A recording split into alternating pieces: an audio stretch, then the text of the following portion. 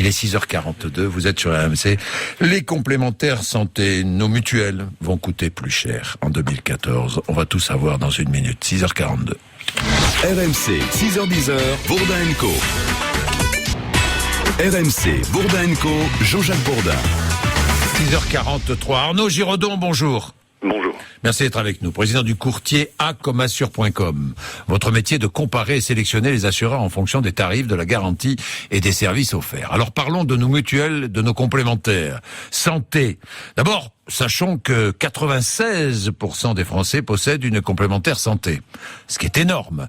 Beaucoup sont couverts par une mutuelle individuelle et beaucoup sont couverts par des mutuelles d'entreprise.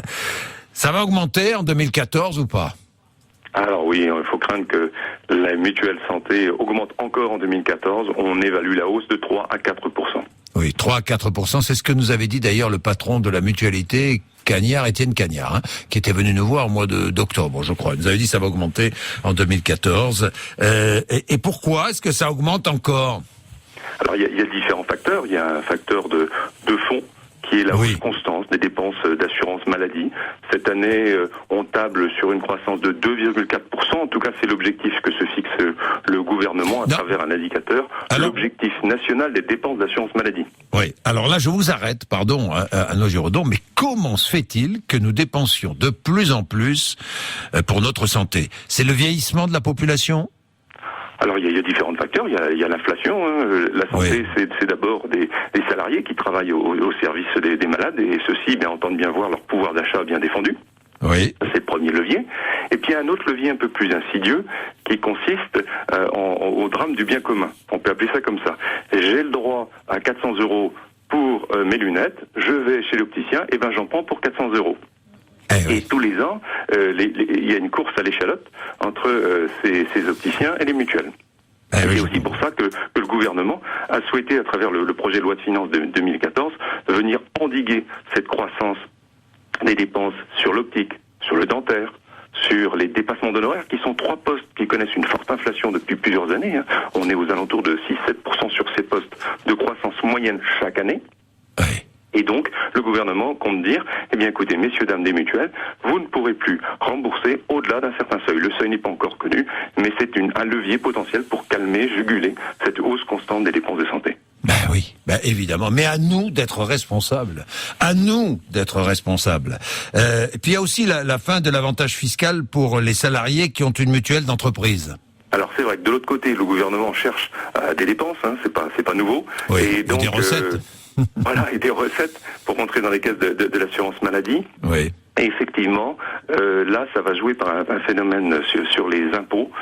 Quand vous avez une mutuelle d'entreprise, cette mutuelle d'entreprise, vous la prenez en charge vous-même, on va dire en moyenne 40% du coût, et l'entreprise prend aussi en charge cette cotisation.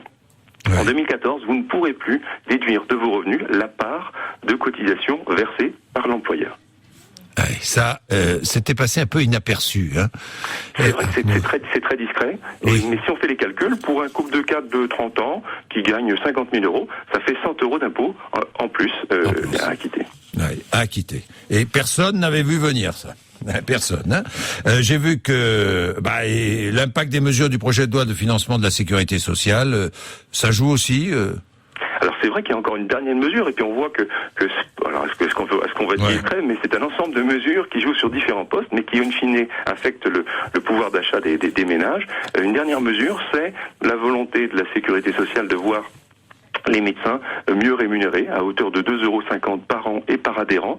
Et cette rémunération n'est pas versée par la sécurité sociale, dont on sait qu'elle est impécunieuse, mais par les mutuelles, et ceci va se traduire l'année prochaine par une hausse mécanique de l'ordre de 0,4% du coût des mutuelles, tant pour les particuliers, mutuelles individuelles, que pour les mutuelles d'entreprise. Merci Arnaud Giraudon, vous êtes très clair. Merci, vraiment, franchement. Il est 6h48, on avait besoin de ces explications, c'est intéressant. 6h48, Mathieu Béliard. La question SMS ce matin, Guillaume Pépi, le président de la SNCF. Il est 6h42, vous êtes sur RMC. Les complémentaires santé, nos mutuelles vont coûter plus cher en 2014. On va tout savoir dans une minute. 6h42. RMC, 6h10, Bourdin & Co.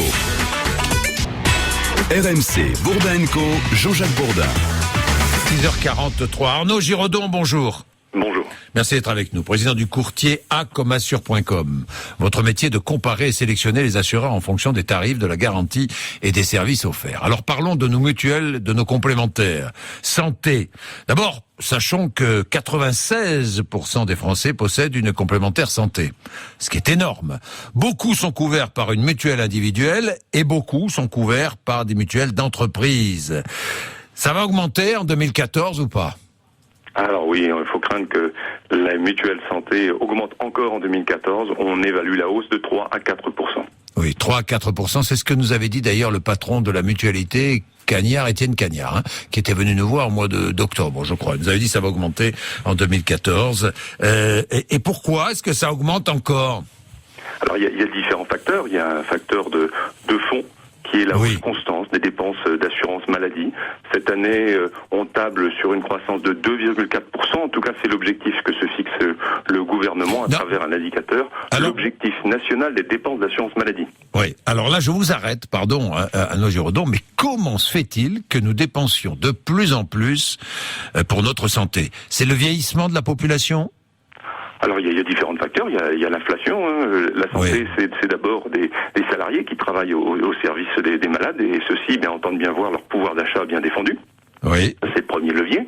Et puis il y a un autre levier un peu plus insidieux qui consiste au drame du bien commun. On peut appeler ça comme ça. J'ai le droit à 400 € pour mes lunettes, je vais chez l'opticien et j'en prends pour 400 €. Et tous les ans, il y a une course à l'échalote entre ces opticiens et les mutuelles. C'est aussi pour ça que le gouvernement a souhaité, à travers le projet de loi de finances de 2014, venir endiguer cette croissance des dépenses sur l'optique, sur le dentaire, sur les dépassements d'honoraires, qui sont 3 postes qui connaissent une forte inflation depuis plusieurs années. On est aux alentours de 6-7% sur ces postes de croissance moyenne chaque année. Et donc, le gouvernement compte dire, écoutez, messieurs, dames des mutuelles, vous ne pourrez plus rembourser au-delà d'un certain seuil. Le seuil n'est pas encore connu, mais c'est un levier potentiel pour calmer, juguler cette hausse constante des dépenses de santé. Oui, évidemment. Mais à nous d'être responsables. À nous d'être responsables.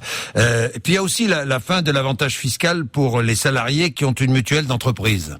Alors c'est vrai que de l'autre côté, le gouvernement cherche des dépenses, c'est pas nouveau. Oui, et donc des recettes. Et des recettes pour rentrer dans les caisses de l'assurance maladie. Oui. Et effectivement, là, ça va jouer par un phénomène sur les impôts.